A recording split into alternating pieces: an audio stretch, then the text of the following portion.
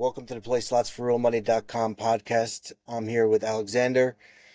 How was your week, Alexander? Well, it's shaping up pretty well. Yeah, so planning some travels next week and the week after that. But other than that, work-wise, it's been fine. All right, good. Have you been looking into the Web3 gambling? Well, I mean, I suppose anyone who is really involved in gambling one way or another is probably involved. Well, is probably interacting with Web3 gambling because most of the operators right now in one way or another actually handle crypto payments. They kind of try to integrate blockchain solutions. I know some operators try to publish their own kind of digital assets. Yeah, So whether that's a good or a bad idea, I don't know. I personally say as a user of the service probably wouldn't be too fond of it unless it's used to give you kind of freebies. yeah, So if those are kind of reward points and plus it's on the blockchain, that's a great idea. If it's kind of the main currency of the platform, then I would probably avoid it. I agree. I think if anyone's looking for a stable coin, the choice is Tether. I mean, Yeah. it just kind of makes sense. So I don't think there's any need for any program to or casino to actually make their own coin.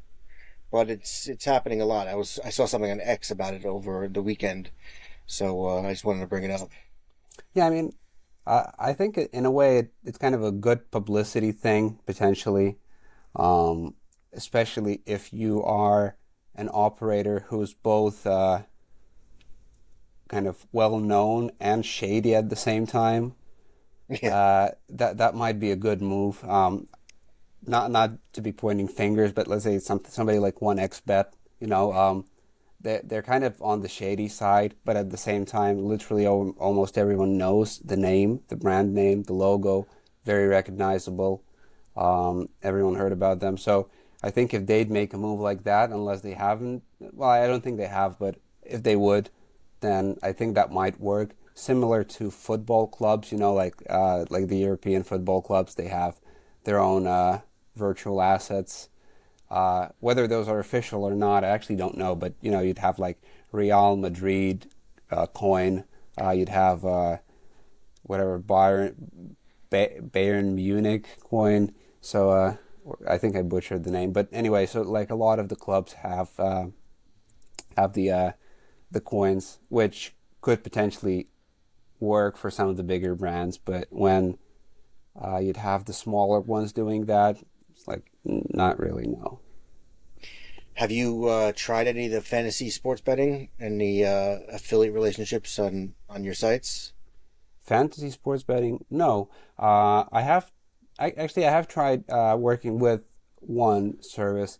I think it was called Football XP, which, interestingly enough, that it's like I've interacted quite a lot with them to like create content and uh, kind of try to make it work. But at the end of the day, I don't think they ever launched, so that didn't go anywhere. I made a site. This is probably like 10 years ago. This is before DraftKings and FanDuel really started coming out legalizing in the each U.S. state and how that happened. And I made a site, and it really didn't take off. Fun to do, really not into sports. I told you that, but I enjoyed just making the site. Um, but it's down now. It really didn't. It really didn't do much. Yeah, well, yeah, I'd say there's always. I mean, it's probably not the. I mean, you could use the website like that to attract kind of SEO related earnings, but in terms of like anything else, it probably is not extremely profitable. That's what I was doing. I was looking just for the keywords, and I wasn't putting a tremendous amount of time in, but I was doing it a little bit, and you know what, I lost interest too because everybody gets so into it. You know, when it first starts, and even during the entire season, people are into it. But I just lose interest because I'm not into the NFL football stuff. Yeah, yeah. I guess you have to sort of be on the same page to like make it work. And like speaking about the SEO earnings, like one thing I noticed, and I'm not really sure why, recently I've started getting a lot of like inquiries about people wanting to purchase domains. Um, and the reason why I say interestingly enough, because I personally am like a compulsive domain buyer. Hmm. So like whenever I go looking for expired domains, if I see something good, even if it's like from a completely different niche and I'll never probably use it and I can't really do anything with it, but it has like a good backlink profile, it has a good like history, I'll buy it. And I've had a bunch of these sitting for like for a lot of time, and within the last like couple of weeks, like maybe a month, I've started getting a lot of hits from people who like just look me up on this who is thing, Yeah. and they kind of just email me like cold email or WhatsApp me and actually buy those domains. So not really sure what's up with that because they've literally been sitting for 2 years, some of them, and all of a sudden people started reaching out. So I was wondering if you know whether there may be kind of some reason why all the activity all of a sudden. No, no, but I know that, I mean, years ago, that was how a lot of affiliates were making money too on the side, is they were buying the domain, holding it for a little while, and then, you know, putting it on the GoDaddy auction and just auctioning it off. But recently with the expired domains, no, actually, um, I haven't seen anything like that, and I would think that it's because the way Google's algorithm is, it's Mm. because that method just, in my opinion, doesn't work anymore. Um, you know, the whole private blog network, PBN, that Yeah, whole, yeah. I mean, that was big for a little while, but um, yeah, I haven't seen anything, I haven't gotten any emails regarding domains. I just get emails for people wanting to buy backlinks. Mm. That's, you know, and Yeah, I people, mean, yeah, those always come in. I mean, I like those. And in terms of the domains, yeah, the PBN thing won't work, but I mean, finding something good and like redirecting it like a 301 to yourself is probably a good idea. If, well, given you find something, but every like once in a blue moon you find something that's like really it. It's either like I think we talked about it a little while ago, whether it's either like like an expired domain of a casino or sports book, or it's like an expired affiliate website. Either or, that they work great. yeah, I used to do a lot of 301 redirects from, you know, big sites like Forbes, um, you know, big sites like that, and they were just redirects. They didn't have anything to do with gambling Mhm. related content, and I took it off because I didn't want to get a penalty. So Yeah, I yeah, mean, I guess in that case, it might seem kind of dodgy, but like unless you actually own the domain and you kind of like redirect the whole thing. this I was just buying them. Oh, okay.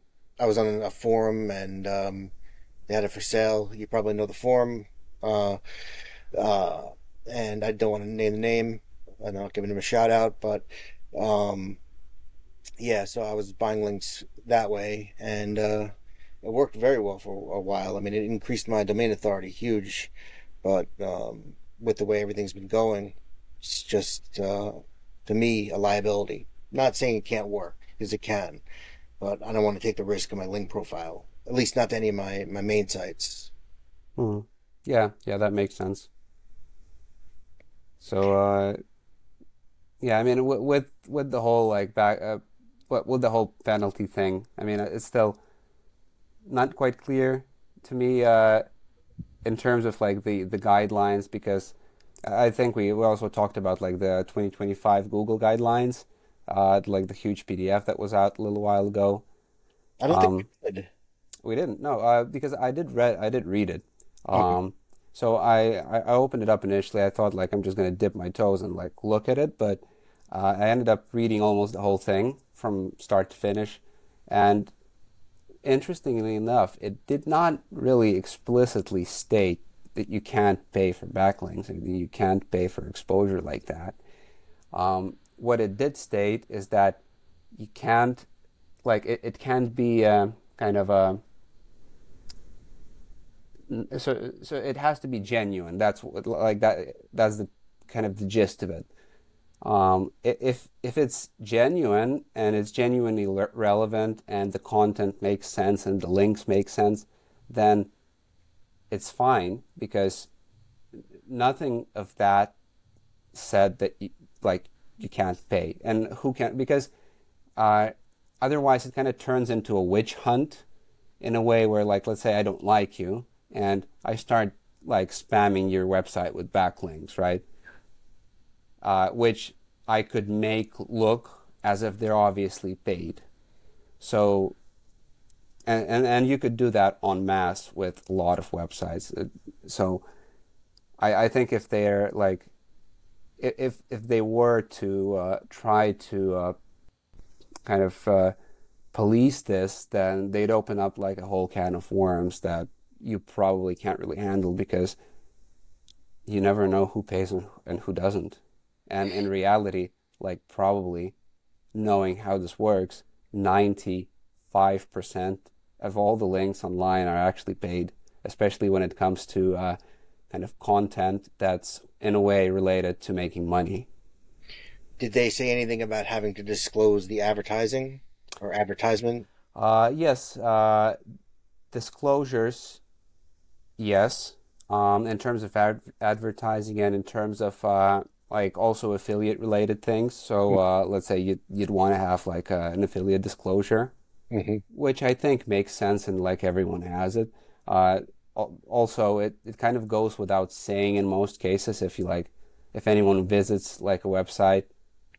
Actually, maybe it doesn't go without saying because like people who aren't in this, they just visit a website, they see a review, and they maybe click a button without thinking.